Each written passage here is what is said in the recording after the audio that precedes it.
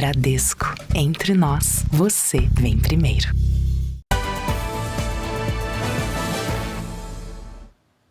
Boa noite. Boa noite. Entre janeiro e maio deste ano, mais de 97 mil celulares foram roubados ou furtados só no estado de São Paulo. Na capital paulista, a parte das ocorrências acontece no trânsito da cidade. Os criminosos aproveitam os faróis fechados para quebrar os vidros dos carros e levar celulares de motoristas e de passageiros. A ação é rápida. Em segundos, o criminoso quebra o vidro do carro, rouba o celular e foge. O vídeo foi gravado por este motorista de ônibus. Os moleques ficam no ponto de ônibus, se passando por passageiro, que vai esperar o ônibus. Quando o trânsito para ou o semáforo fecha, eles vão lá, ou se o vidro estiver fechado, eles quebram o vidro, pegam o celular que está no painel do motorista do carro e sai correndo. Os flagrantes são diários.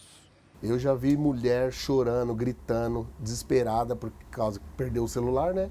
Os criminosos usam pedras, vela de carro ou até mesmo o cotovelo para quebrar os vidros. Nesse outro flagrante feito pelo motorista, o ladrão aproveita que o vidro já está aberto. Na maioria das vezes, o grupo é formado por adolescentes. Eles esperam o trânsito parar nas vias mais movimentadas de São Paulo, nas estradas ou embaixo de viadutos como este, no centro da capital. Eles são violentos, eles são ousados, porque eles usam de violência usando vigas de aço para quebrar os vidros do automóvel quando o trânsito está parado. Então eles militam nos 4 quadrantes da cidade de São Paulo, onde o trânsito, na hora do rush, está parado. Nesta semana, 2 homens foram presos, suspeitos de assaltar a passageira deste carro na zona sul da capital paulista. A vítima era uma enfermeira que seguia para o trabalho. Um adolescente também foi apreendido.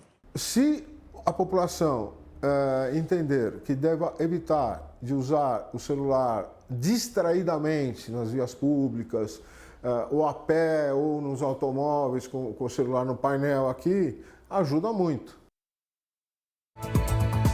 Veja agora outros destaques do dia. Perseguição a sequestradores termina com capotamento e morte de idosa em São Paulo.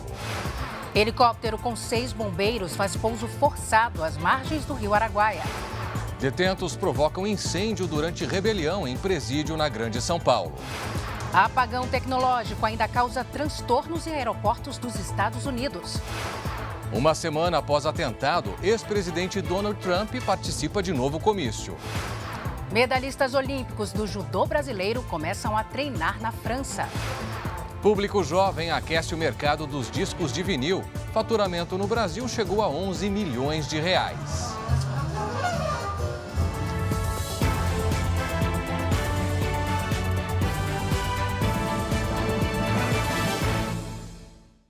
Oferecimento. Agora, a Casa de Investimentos do Bradesco.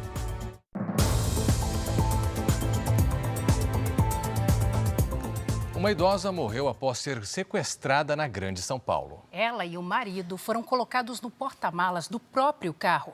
Na fuga, o veículo capotou. O cenário era de destruição. O impacto da batida foi tão forte que o veículo ficou completamente retorcido, com pedaços espalhados pela Via Dutra. Segundo a polícia, o casal seguia de carro aqui pela rodovia Ayrton Senna, na altura de Mogi das Cruzes, quando foi interceptado pelos criminosos. As vítimas foram sequestradas e colocadas no porta-malas do próprio carro. Uma testemunha que presenciou tudo acionou a polícia, que deu início a uma perseguição. Durante a fuga, os criminosos seguiram em alta velocidade pela rodovia Presidente Dutra. Uma viatura da polícia chegou a bater no carro. O homem que dirigia perdeu o controle da direção e capotou. A idosa de 70 anos, identificada como Berenice Gonçalves Mastro Pietro, foi lançada para fora do veículo e morreu na hora. Já o marido dela, também de 70 anos, sofreu uma série de fraturas e foi levado em estado grave no helicóptero da Polícia Militar para o Hospital das Clínicas em São Paulo. Os 2 suspeitos também ficaram feridos e foram presos em flagrante. A polícia investiga a participação de um terceiro criminoso que dava cobertura. O Rio de Janeiro registrou hoje novos confrontos entre traficantes pelo controle das comunidades. Um morador foi baleado no tiroteio e 5 estações de trem ficaram fechadas por mais de 4 horas. O blindado da Polícia Militar foi posicionado num dos acessos ao Complexo de Israel, um dos mais violentos conjuntos de comunidades da zona norte do Rio. Foi uma resposta das forças de segurança após uma madrugada de intensos confrontos. Da janela de casa, moradores acompanharam o tiroteio. Quem estava na rua precisou se proteger. Bala tá voando, parceiro. Com medo, muitos evitaram sair de casa. Durante o tiroteio, este homem foi atingido por um disparo. A vítima teria sido baleada ao ter a moto roubada por criminosos. O homem foi levado para o hospital. O quadro de saúde dele é considerado estável. De acordo com a polícia, o tiroteio foi provocado pela disputa de territórios entre criminosos de facções rivais. Agentes de 3 batalhões reforçam o patrulhamento na região. Por causa dos confrontos, 5 estações de trem foram fechadas por mais de 4 horas hoje pela manhã. Moradores passaram um dia apreensivos. Tá muito complicado, cara. A gente fica até com medo de sair de casa, com receio de acontecer alguma coisa também. E até questão de trabalho, né? A gente tem um compromisso com o trabalho e acaba se complicando mais ainda, né? A gente tem que estar ligando para um vizinho para perguntar se a gente pode ir para casa, se está tudo bem, entendeu? Esse é o problema. Este especialista acredita que o fim das disputas na Zona Norte depende de ocupação e do combate à fonte de renda do crime organizado. Ações conjuntas contra o tráfico e a milícia, como a que acontece na Zona Oeste do Rio, são um exemplo. Em uma semana, 90 suspeitos foram presos e quase 150 quilos de drogas apreendidos na região. Impedir que drogas, armas e munições cheguem às comunidades demanda um investimento em inteligência e investigação que se dá a médio e longo prazo. Uma ocupação policial bem planejada e bem executada, ela leva paz para a comunidade. O apagão cibernético ainda provoca efeitos neste sábado pelo mundo. Só nos Estados Unidos, cerca de 1.200 voos foram cancelados. Hoje, companhias aéreas internacionais começaram a restabelecer os serviços. Mas, para os especialistas, o funcionamento só deve ser plenamente restaurado em semanas. A Microsoft informou neste sábado que cerca de 8,5 milhões de dispositivos foram afetados, o que representa 1% de todos os computadores com sistema operacional Windows no mundo. A companhia americana disse que, apesar do número total ser baixo, as empresas que foram impactadas executam serviços essenciais, como os desempenhados em aeroportos e hospitais. O exército de Israel fez um bombardeio hoje em um porto no Iêmen. A ação foi uma resposta ao ataque do grupo Houthis, que matou uma pessoa em Tel Aviv.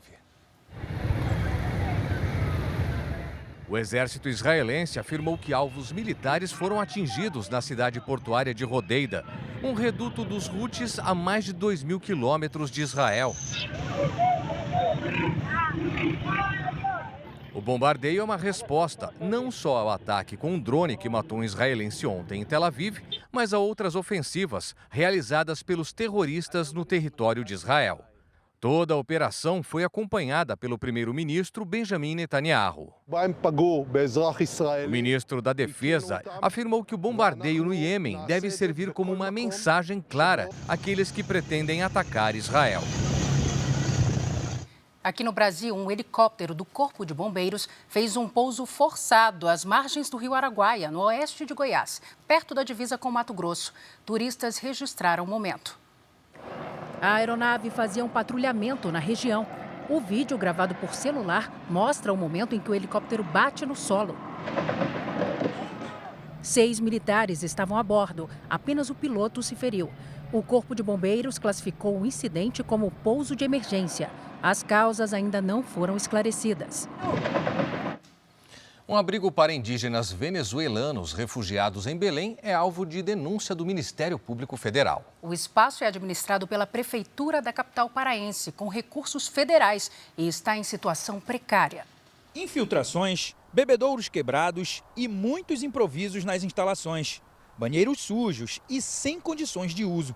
Abrigo não tem material de limpeza, não tem nada, está abandonado. O cenário impressionou representantes do Ministério Público Federal, que visitaram o espaço administrado pela Prefeitura de Belém há 4 anos, com recursos federais. No local estão abrigados 90 indígenas venezuelanos da etnia Huaral, refugiados no Brasil por conta da crise social, econômica e política do país vizinho. Não há saneamento básico, em que o sistema de esgoto não funciona, os banheiros são ineficientes e não há uma estrutura mínima que corresponda àquilo que deve ser oferecido às pessoas que estão em abrigamento. O abrigo, fundado em 2020, é administrado por uma fundação gerenciada pela Prefeitura de Belém.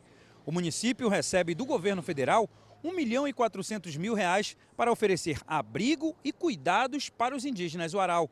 O envio do recurso é feito conforme a renovação de contrato e a comprovação dos gastos. Em nota, a Prefeitura declarou que o abrigo vai passar por uma reforma no mês que vem e que o dinheiro enviado pelo governo federal também é usado para atender os indígenas que estão em outros locais que não são administrados pela gestão municipal. Uma bailarina do Rio Grande do Sul, que teve todos os figurinos destruídos nas enchentes de maio, foi selecionada para o Festival de Dança de Joinville, em Santa Catarina, que é considerado o maior do mundo. Uma rede de solidariedade se formou para que a artista conseguisse se apresentar. A leveza nos movimentos da dança contrasta com o que a bailarina Amanda viveu há pouco mais de um mês. A apresentação no Festival de Dança de Joinville empolgou o público. Pouco tempo antes da seleção para o festival, a casa da bailarina em São Leopoldo, Rio Grande do Sul, foi destruída pela enchente. Amanda perdeu mais de 60 figurinos. Aquelas roupas, elas foram minha trajetória, né? E eu guardava tudo para que minha irmã pudesse usar. Que lá eu não sabia se eu poderia nem vir. E eu tô aqui. Uma rede de solidariedade se formou para ajudá-la. 2 escolas de dança de São Paulo cederam as roupas. Serão 3 apresentações. A primeira foi hoje à tarde. Solange, moradora de Joinville, descobriu a história da bailarina pela internet e abriu as portas de casa para receber Amanda e a professora dela. Sempre temos como ajudar, né? Basta olhar para o lado. Às vezes a gente fica esperando uma grande oportunidade, né? Um grande acontecimento. Não, as oportunidades estão ao nosso lado no dia a dia. Tenho 7 anos de escola e eu nunca tinha visto tanta gente se solidarizar com nossa situação, porque foi muito difícil tudo o que está acontecendo lá. O Festival de Dança de Joinville é considerado o maior do mundo. Cerca de 14 mil bailarinos e dançarinos de todo o Brasil e também de outros 3 países participam desta edição. Além de espetáculos em palcos oficiais do evento, grupos de dança se apresentam em espaços públicos. 13 palcos abertos foram montados em praças e shoppings. Isso é muito importante porque proporciona à população joinvilense e também a todos que estão visitando Joinville espetáculos de graça. Nem todos podem pagar um local fechado para estar assistindo, né? E eu achei boa essa iniciativa. Durante todo o festival, serão cerca de 4 mil apresentações.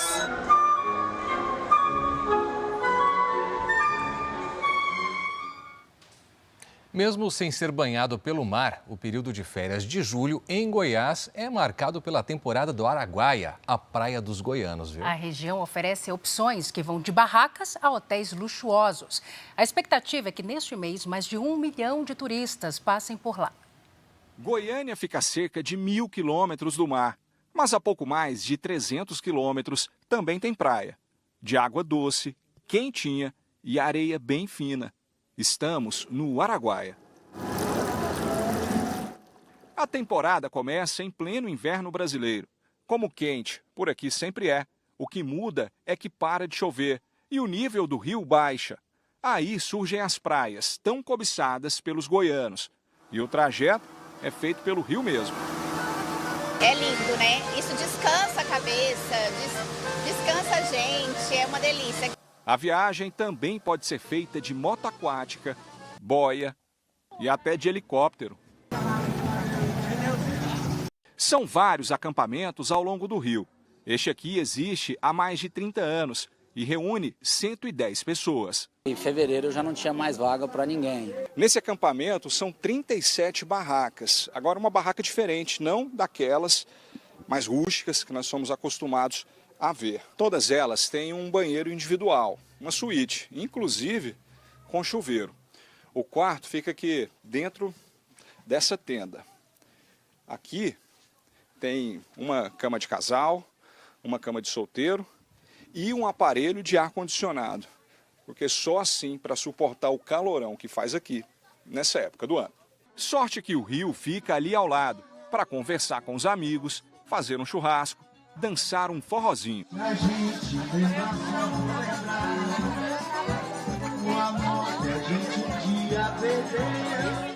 O acampamento tem internet, mas tem tanta coisa para fazer que a meninada nem lembra do celular. Nadar, brincar com meus amigos, Jaltinha. Aqui é muito legal. Andar de jet ski, na boia, andar de barco, jogar beach tennis, jogar futebol. Depois, no final do dia, à noite, jogar truque, jogar baralho. E haja energia para tanta atividade. Ainda bem que tem refeição saindo toda hora. O cardápio do dia era feijoada. A galera tomou o café da manhã ali, para volta das 10, a gente já retira, já entra com os petis, quibe, peixe frito, né? E batata chip, vários petiscos que a gente tem aqui, né? Tudo manipulado aqui mesmo. Toda a estrutura dos acampamentos é reaproveitável. Tudo vem de fora. Nada é retirado das margens. A cozinheira, o barqueiro, um acampamento desse aqui tem 30 pessoas trabalhando, então além de tudo é uma fonte de renda. A Record montou uma arena na praça principal de Aruanã, às margens do Rio Araguaia, com ações recreativas e de conscientização ambiental. A ideia aqui é garantir que a Praia dos Goianos continue fazendo parte da tradição das famílias por muitas gerações. Agora a previsão do tempo. A baixa umidade do ar é destaque em vários municípios por todo o Brasil. Vamos conversar então com a Lidiane Sayuri. Lidi, boa noite para você. E essa secura vai até quando, hein? Olha, Salsi, o tempo fica seco pelo menos até o fim da próxima semana. Boa noite para você, boa noite, Clébio, boa noite a todos que nos acompanham. A massa de ar seco vai ganhar ainda mais intensidade em toda a região central do Brasil nos próximos dias. O sábado foi ensolarado e sem chuva em grande parte do país. Agora, olhando as imagens de satélite Salsi e Clébio, vemos pouca nebulosidade. E amanhã a chuva segue concentrada sobre parte da região norte e o litoral do Nordeste, mas sem risco de temporal. Em toda a área clara do mapa, o domingo será ensolarado e com baixa umidade do ar. No giro de temperaturas, em Porto Alegre, máxima de 21 graus. Em São Paulo faz até 24, em Cuiabá, 35, em Salvador 27 e até 30 em Manaus. Momento de interatividade com previsão personalizada para vocês. Hora do Tempo Delivery. A primeira participação é da Maria de Fátima, da cidade de Alterosa, Minas Gerais. Bem-vinda, Maria! Poucas mudanças nos próximos dias para você. Até pelo menos terça-feira, nada de chuva. À tarde, os termômetros marcam até 26 graus. Agora chegou a vez do Divino, da cidade de Buriti Alegre, Goiás. Olá, Divino, boa noite. Se prepare para um domingo ensolarado, quente e seco. Faz até 29 graus à tarde. Na segunda e na terça, máxima de 30. Faça como eles e participe do nosso Tempo Delivery. Poste uma mensagem nas redes sociais com o nome de uma cidade e a hashtag você no JR. Salsi, Clébio, eu volto com vocês. Obrigada, Lídia. Daqui a pouco tem mais previsão do tempo com a Lidiane Sayuri. Agora a gente fala de um visitante que veio de longe descansar nas areias de Praia Grande, no litoral paulista. É um lobo marinho, o terceiro que apareceu em uma semana. E nessa época do ano, esses animais costumam sair das áreas mais geladas do planeta para buscar comida na costa brasileira. Um trecho de praia com cerca de 100 metros só para ele.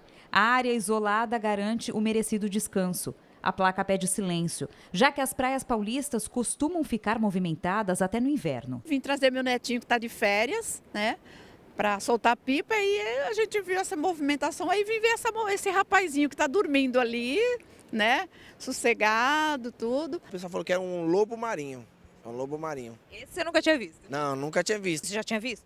Não, pinguim já. mas lobo marinho não. Muito bonito. Ninguém pode se aproximar, nem mesmo os cachorros. Depois de algumas horas de sono profundo, o lobo marinho levanta e parece se espreguiçar. Mas logo deita novamente. O animal apareceu pela primeira vez no último fim de semana. Voltou para o mar e surgiu na areia outras vezes. Comportamento usual da espécie, que migra pela costa brasileira durante o inverno. Nesta época, o litoral brasileiro costuma receber a visita de animais marinhos. Lobos e pinguins saem de regiões geladas da Antártida em busca de alimentos em águas mais quentes.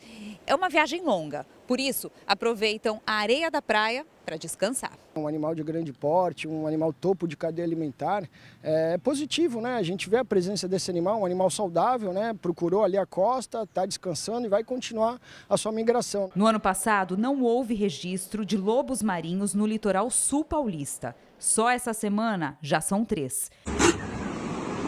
Já os pinguins de Magalhães, esses sim, aparecem em maior quantidade. Em 2023, entre o litoral de Santa Catarina e do Rio de Janeiro, foram 8.000 registros. Os que chegam debilitados são recolhidos e passam por uma reabilitação antes de serem devolvidos ao mar. O ideal, né, que a gente faça soltura enquanto esses animais estejam por aqui, porque são animais que vivem em grupo, para que eles tenham mais chance, né, para poder retornar para suas colônias. Ainda hoje, presos provocam incêndio e polícia lança bombas de efeito moral para controlar rebelião na Grande São Paulo. Presidente Lula participa de lançamento de candidatura de Guilherme Boulos à Prefeitura de São Paulo. Uma semana depois do ataque a tiros, Donald Trump aparece em mais um comício.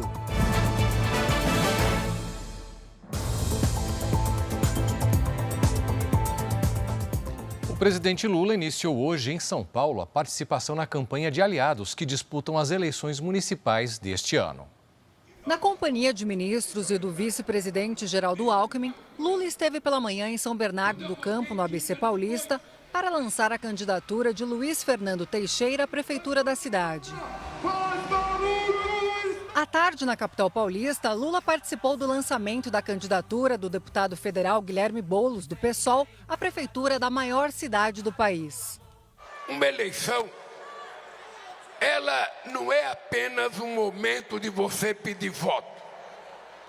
Uma eleição é um momento de você tentar fazer com que haja uma evolução política na cabeça das pessoas. Não é apenas defender um nome. Uma pessoa é defender uma causa, é defender um projeto. Como vice na chapa está a ex-prefeita Marta Suplicy, que retornou ao PT. Que essa campanha não vai ser minha e da Marta. Essa campanha vai ser nossa. Essa é a primeira vez que o Partido dos Trabalhadores não terá um candidato próprio na corrida pela Prefeitura de São Paulo. Em todo o Brasil, de acordo com o calendário eleitoral, os partidos têm até o dia 5 de agosto para realizar as convenções e até o dia 15 de agosto para formalizar quem entrará na disputa. O atual prefeito de São Paulo, Ricardo Nunes, do MDB, deve oficializar na próxima semana a candidatura à reeleição. Hoje, o União Brasil comunicou que ainda não definiu se terá candidato próprio ou se deverá apoiar Nunes à reeleição. Também são aguardadas até o dia 15 de agosto as confirmações das candidaturas de Tabata Amaral, do PSB, José Luiz da Atena, do PSDB, Pablo Marçal, do PRTB, Marina Helena, do Novo, Altino, do PSTU, Fernando Fantauzzi, pelo Democracia Cristã, Ricardo Senesi, do UP, e João Pimenta, do PCO. No Rio de Janeiro, o prefeito Eduardo Paes teve a candidatura à reeleição oficializada hoje pelo PSD. O Partido Social Democrático foi o primeiro a confirmar candidato à Prefeitura do Rio. A convenção municipal na sede do partido, no centro da capital, ainda reuniu os 52 nomes que vão disputar o cargo de vereador pela legenda. O diretório ainda não definiu quem será o vice-prefeito na chapa. Eduardo Paes vai tentar o 4º mandato como prefeito da 2ª maior cidade do país. Na época, afiliado ao Democratas, Paes foi eleito em 2020 pela 3ª vez, com mais de 1.600.000 votos, pouco mais de 64% da votação.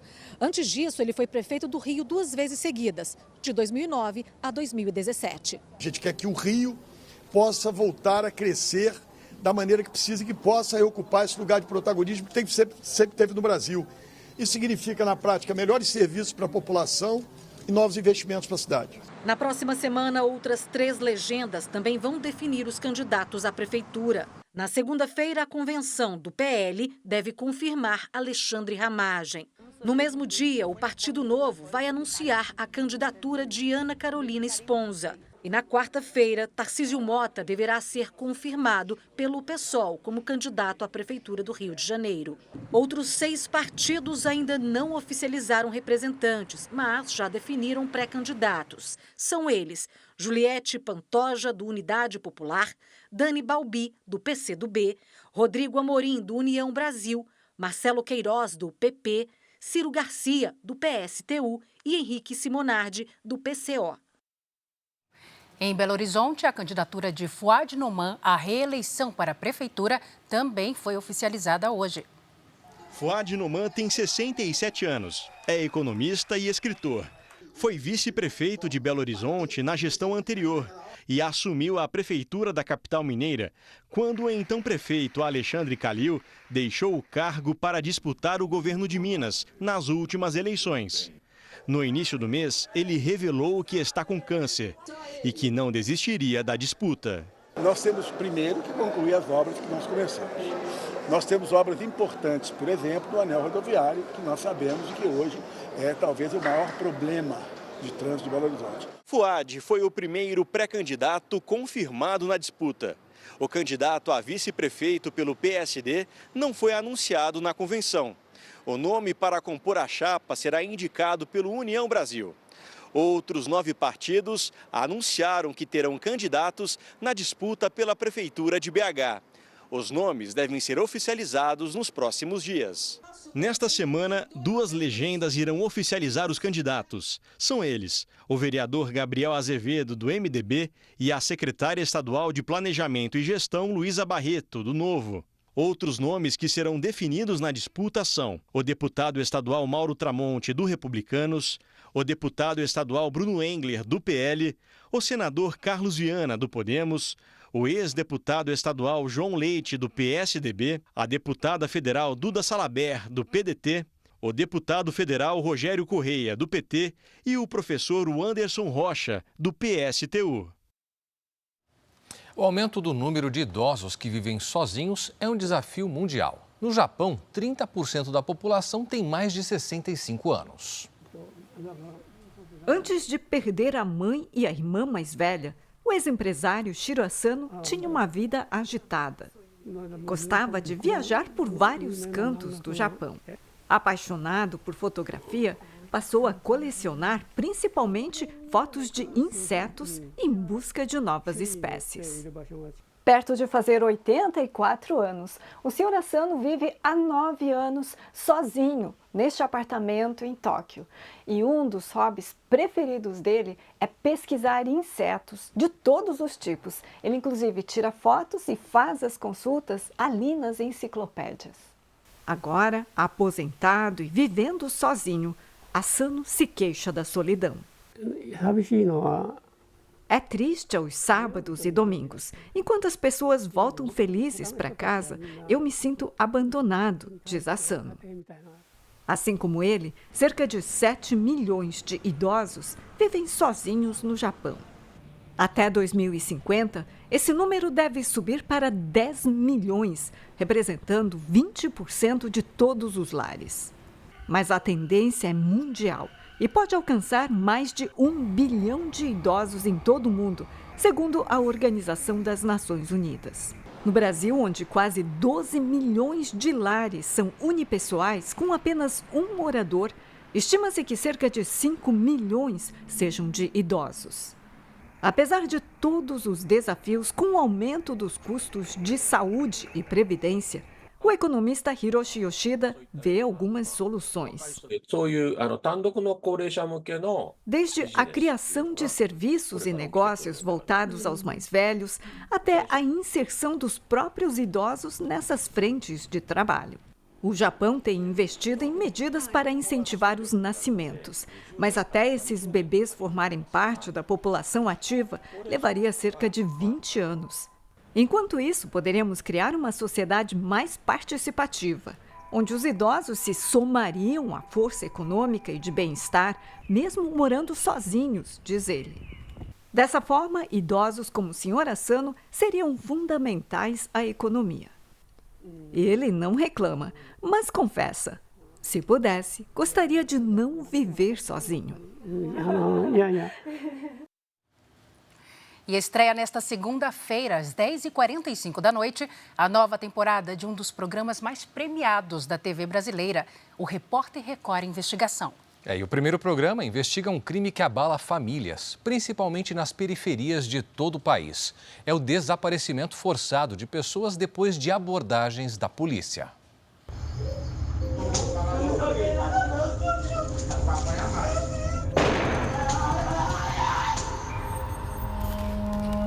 Não tem noção da dor que eles causaram.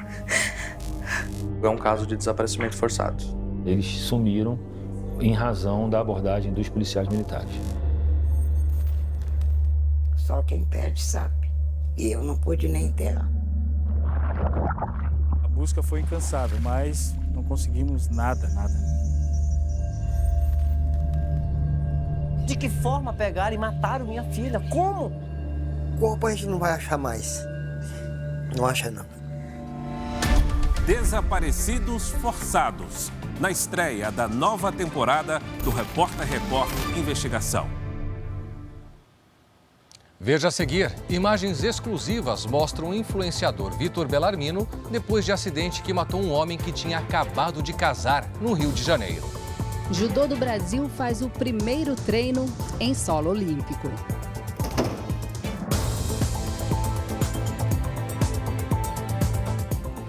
Presos atearam fogo em colchões durante uma rebelião na Grande São Paulo. A polícia lançou balas de borracha e bombas de gás lacrimogêneo.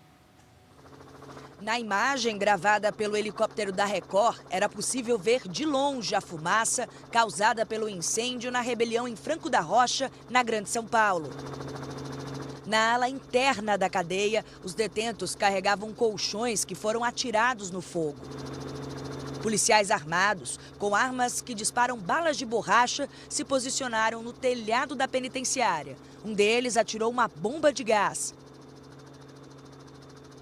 Mais bombas foram lançadas.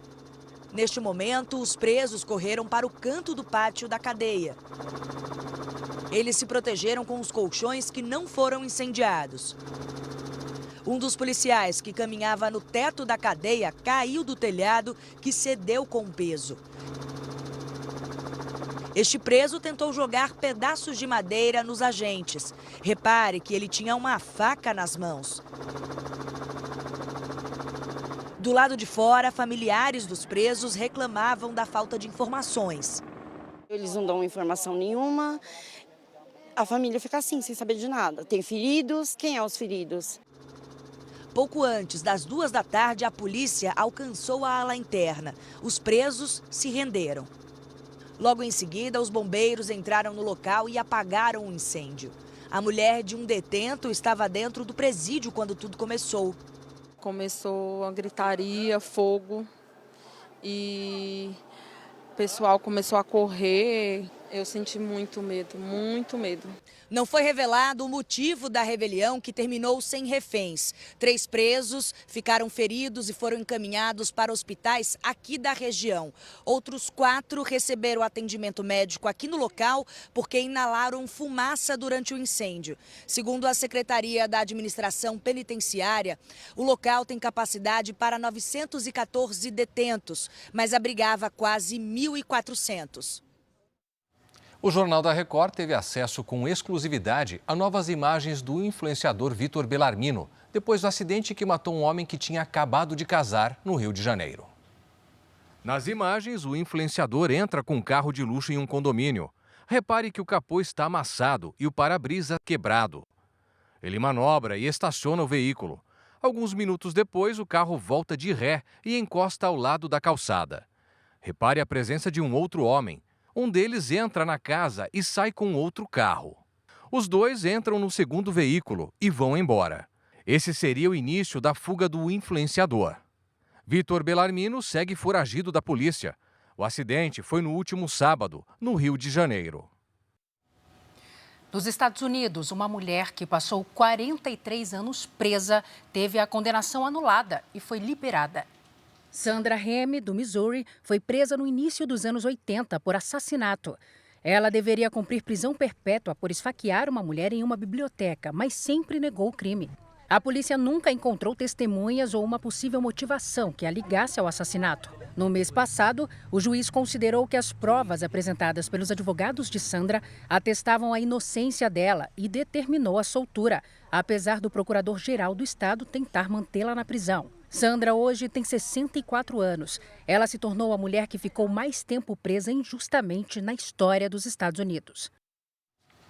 Os protestos violentos em Bangladesh já deixaram 133 mortos. O governo decretou toque de recolher para tentar conter os tumultos. Os manifestantes, na maioria estudantes, tomaram as ruas e chegaram a entrar em confronto com a polícia. Eles protestam contra um sistema de cotas que reserva vagas em cargos públicos para servidores e familiares de veteranos de guerra. A primeira-ministra do país, que viria ao Brasil na próxima semana, cancelou a viagem. Bangladesh enfrenta uma grave crise de desemprego, com 32 milhões de pessoas sem trabalho. Pelo menos 11 pessoas morreram depois que uma ponte desabou na China. Os veículos que passavam pela via foram derrubados. Dezenas de pessoas estão desaparecidas. Equipes continuam as operações de buscas por sobreviventes. Segundo o balanço inicial, mais de 30 pessoas desapareceram. Autoridades disseram que a ponte desabou após uma sequência de chuvas e inundações repentinas. O caso aconteceu a 900 quilômetros da capital, Pequim. Veja agora os destaques do Domingo Espetacular. Exclusivo. Direto de Nova York, Roberto Cabrini desvenda o que há por trás do assassinato de Brent Siqueman. Daniel Garcia Carreira é apontado pela polícia como o mandante do crime. Vai ser sua primeira entrevista. Primeira entrevista. Um caso que envolve 3 países, uma herança milionária e troca de acusações. Você mandou matar Brent, com quem você foi casado durante 15 anos? Quem é? Alô? Alô? Tem estreia no próximo Domingo Espetacular. Essa dupla se especializou em caçar mentirosos na internet. Ai, meu Deus, é ela? Juntos, eles revelam criminosos que seduzem, enganam e aplicam golpes usando perfis falsos. Se prepare para reviravoltas e tirar o fôlego. É a nova temporada de Catfish. Alguém está mentindo. O Domingo Espetacular está no interior da Inglaterra para conhecer o inventor mais maluco do mundo. Os experimentos vão parar na internet e têm feito o maior sucesso. Olha, na lista de invenções tem bicicleta que voa, moto com mais de 20 assentos e até um abrigo subterrâneo. É no Domingo Espetacular, depois do Canta Comigo Team 5. Donald Trump participou hoje do primeiro comício ao lado do candidato a vice pelo Partido Republicano. O ex-presidente foi até o estado do Michigan, que pode definir o vencedor das eleições de novembro. O comício é o primeiro desde a tentativa de assassinato na semana passada em Butler. Desta vez, o serviço secreto reforçou a segurança nos arredores do evento em Grand Rapids. Ao contrário do último discurso em Wisconsin, aqui no Michigan, Donald Trump vai discursar em uma arena fechada, com capacidade para mais de 12 mil pessoas. O local está completamente cercado e para ver o republicano de perto, o público vai ter que passar por detectores de metal e ser submetido a uma revista detalhada. Com um curativo mais discreto do que o usado na convenção republicana, Trump voltou a agradecer os agentes de segurança que trabalharam no dia em que foi baleado e disse que levou um tiro pela democracia. Donald Trump ainda prometeu cortar impostos, acabar com a imigração ilegal e voltar com o sonho americano. O republicano também ironizou a dúvida ao redor da campanha de Joe Biden. Eles não têm ideia de quem é o candidato deles, disse Trump. Na eleição de 2020, o Michigan recebeu o último comício do candidato republicano antes dos eleitores irem às urnas. Mas não foi suficiente para garantir a vitória no estado americano, que deu a vitória a Trump em 2016. Desta vez, ele conta com o apoio do vice, J.D. Vance, que prometeu batalhar por votos no centro-oeste do país. O foco dos republicanos está nos estados-chave, como o Michigan, que variam na preferência por um partido. No discurso de hoje, Vance seguiu uma linha bem parecida com a de Trump e afirmou que ainda não está acostumado a ver o nome dele nos cartazes. Mais cedo, o candidato a vice na chapa republicana afirmou que o presidente Joe Biden deveria deixar a Casa Branca. Pelas redes sociais, Vance escreveu: "Se Biden não pode concorrer, não pode servir. Ele deveria renunciar agora." Do lado democrata, cresce a pressão para que Joe Biden desista da corrida eleitoral. Ao menos 35 congressistas democratas já disseram publicamente que defendem a troca de candidato. Hoje, em frente à Casa Branca, dezenas de manifestantes fizeram um protesto contra a candidatura de Biden. Eles gritavam "passe a tocha", num pedido para que o presidente ceda o lugar para outro candidato. Na Espanha, a polícia prendeu 3 hackers pró-Rússia, acusados de ataques cibernéticos contra países integrantes da OTAN, a Aliança Militar do Atlântico Norte. Os ataques foram realizados contra sites de organizações de países que apoiam a Ucrânia. A investigação ainda está em andamento e a identidade dos suspeitos não foi divulgada. As prisões aconteceram na ilha espanhola de Maiorca. Um robô da NASA realizou sem querer uma descoberta inédita em Marte. O equipamento encontrou cristais de enxofre, um mineral que nunca tinha sido visto no planeta. A missão do robô Curiosity é descobrir se Marte já teve nutrientes favoráveis a algum tipo de vida no planeta. Durante as explorações, o equipamento passou por cima de uma rocha. Quando a pedra se partiu, os pesquisadores descobriram que era feita de enxofre puro. O mineral se forma em condições específicas, por isso a equipe classificou a descoberta como a mais inesperada da missão. E veja a seguir, craques que levantaram a taça comemoram os 30 anos da conquista do Tetra.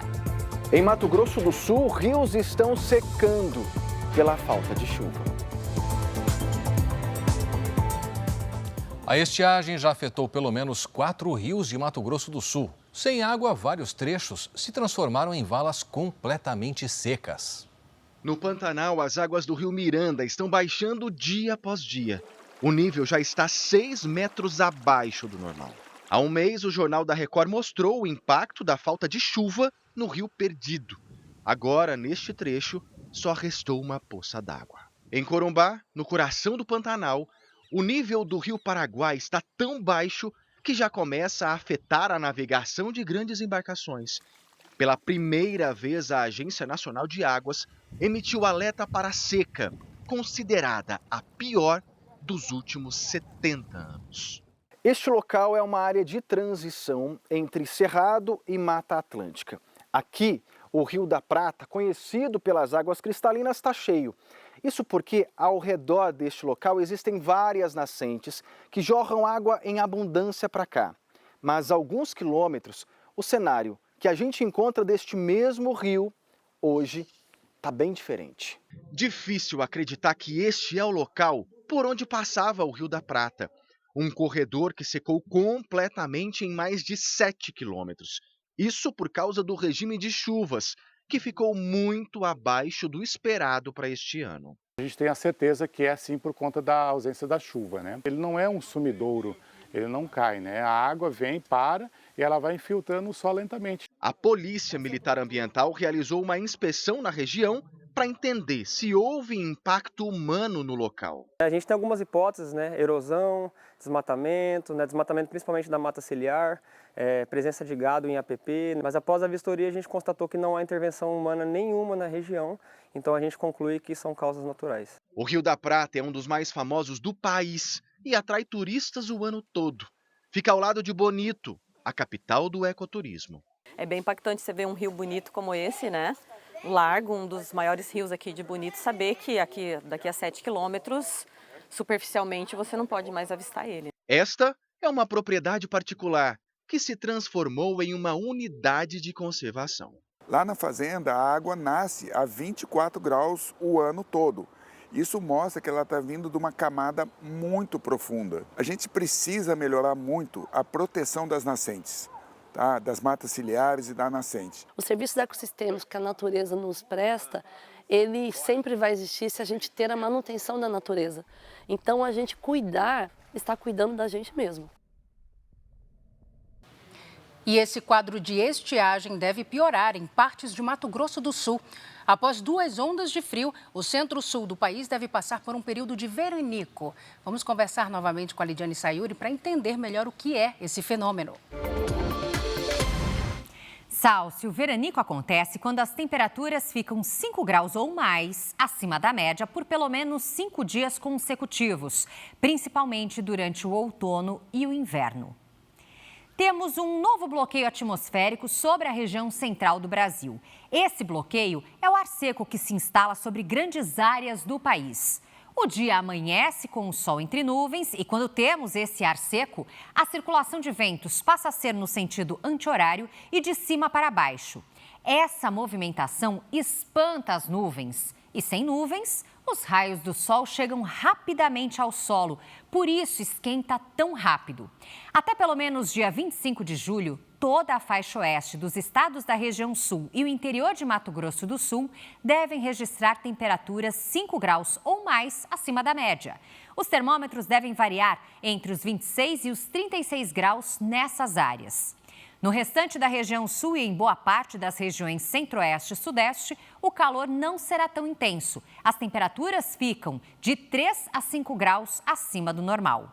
No fim da tarde, o sol se põe e, sem nuvens, o calor se desprende da superfície bem rápido. E as madrugadas frias favorecem a ocorrência de outro fenômeno, a geada.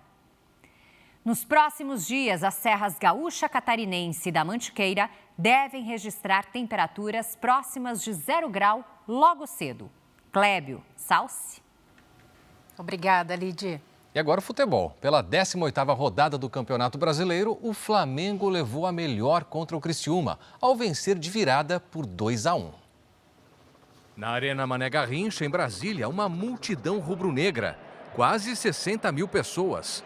Para a frustração dos flamenguistas, o zagueiro Rodrigo abriu o placar para o Criciúma aos 35 minutos do primeiro tempo. A virada veio no segundo tempo. Aos 31 minutos, o centroavante Pedro empatou para o Flamengo. No fim do jogo, Gabigol, de pênalti, colocou o rubro-negro em vantagem. Agora a equipe carioca soma 34 pontos e segue na briga pela liderança. O Criciúma, com 17 pontos, segue perto da zona de rebaixamento. E agora há pouco, o líder Botafogo ganhou do Internacional por 1-0 no Rio de Janeiro. Com a vitória, o time carioca continua na ponta da tabela do Campeonato Brasileiro. 30 anos depois de levantarem a taça, os heróis do Tetra se reuniram para comemorar a conquista da Copa do Mundo de Futebol em 94. O palco da festa foi uma churrascaria no Rio de Janeiro. Quase todos os 22 jogadores participaram da celebração, além de integrantes da comissão técnica. E não faltaram histórias para relembrar a vitoriosa campanha. No dia 17 de julho de 1994, o Brasil derrotou a Itália nos pênaltis na Copa dos Estados Unidos e foi tetracampeão do mundo. Ayrton Senna, outro herói do esporte e que morreu naquele ano, foi lembrado em uma faixa pelos jogadores. O evento ainda reaproximou a inesquecível dupla de ataque do time. Bebeto e Romário chegaram a ter divergências políticas nos anos seguintes à conquista, mas deixaram os problemas para trás. Com certeza o maior parceiro que eu tive na minha vida, o Bebeto, e o carinho, o respeito e os sentimentos bons sempre vão permanecer. O comandante da equipe, Carlos Alberto Parreira, exaltou os motivos que fizeram a seleção brasileira se destacar na competição. Profissionalismo, homens, caras sérios, obstinados, querendo ganhar. Há 6 dias da cerimônia de abertura das Olimpíadas de Paris, a seleção brasileira de judô já treina no país sede dos Jogos Olímpicos. A equipe da Record acompanhou as primeiras atividades.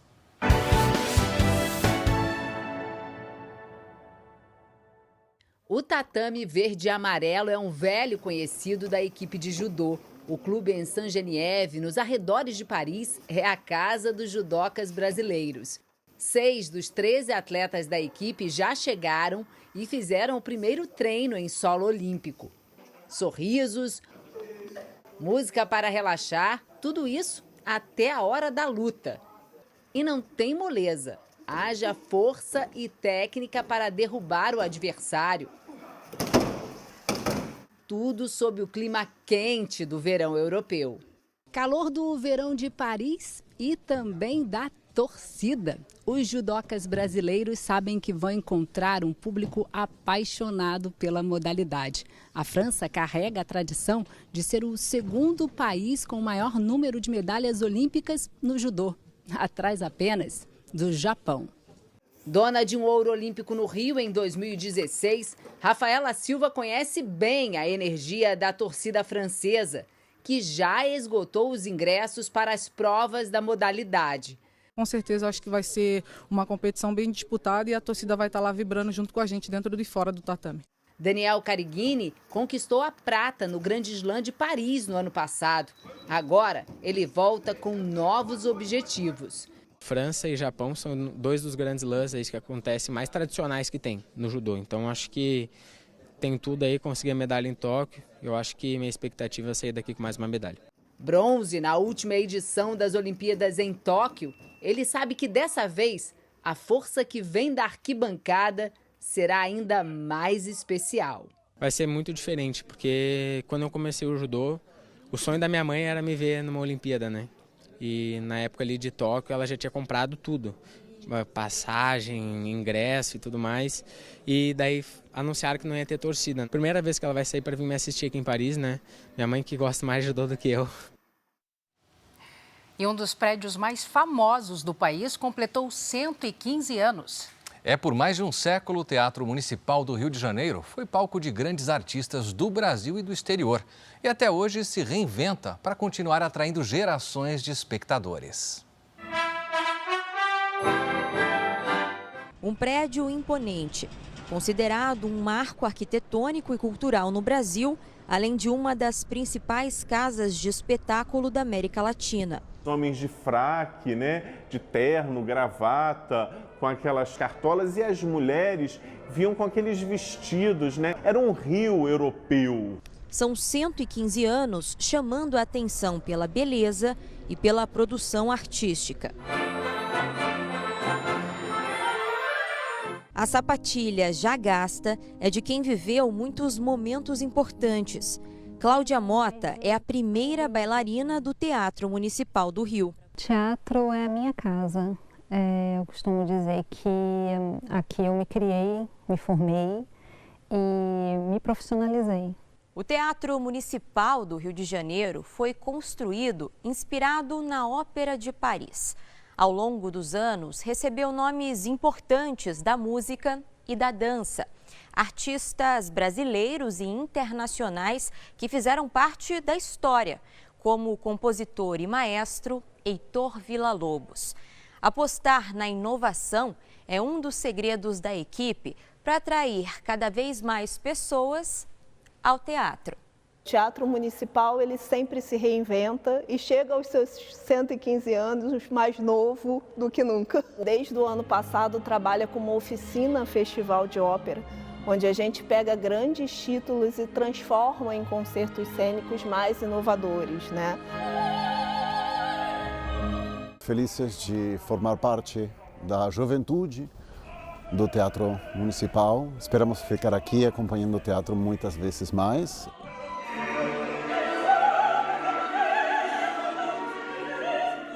A gente sempre pede para que o público venha cada vez mais e que traga pessoas de fora para poder conhecer a magia que é isso aqui.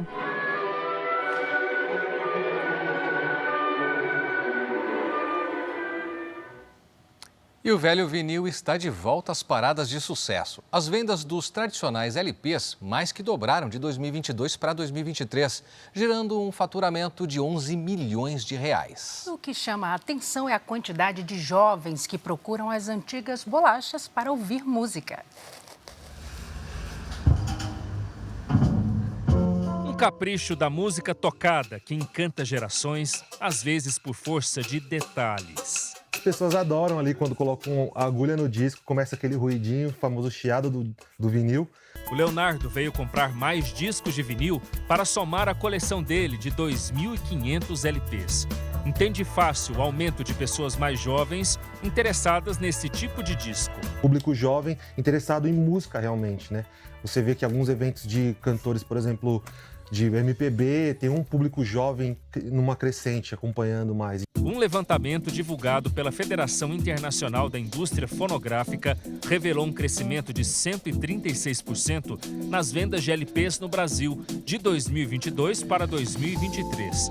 E chamou a atenção o interesse da geração Z, que nasceu de 1995 a 2010, os chamados nativos digitais, pelos discos de vinil. Vejo como um contraponto ao consumo padrão hoje no Brasil, que é um consumo puramente digital.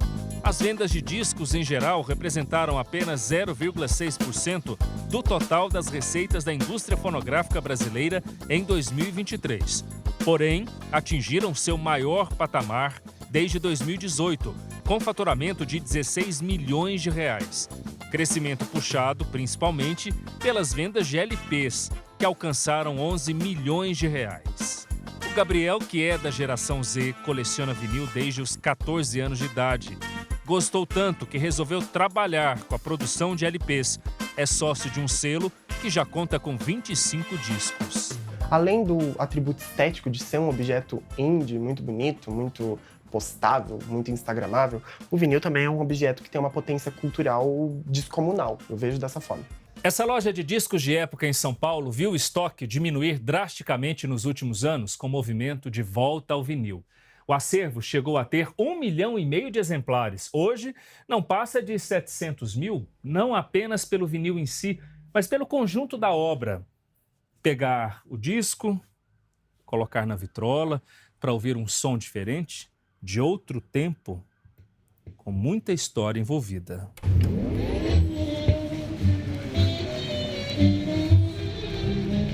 E novas histórias serão criadas com o passar das faixas do vinil. Parece que as pessoas estão um pouco cansadas de ouvir música de forma solitária, né? Fechada, e está começando a ouvir o disco com outras pessoas. Então é um ritual que está se consagrando e a garotada está sendo o carro-chefe desse movimento.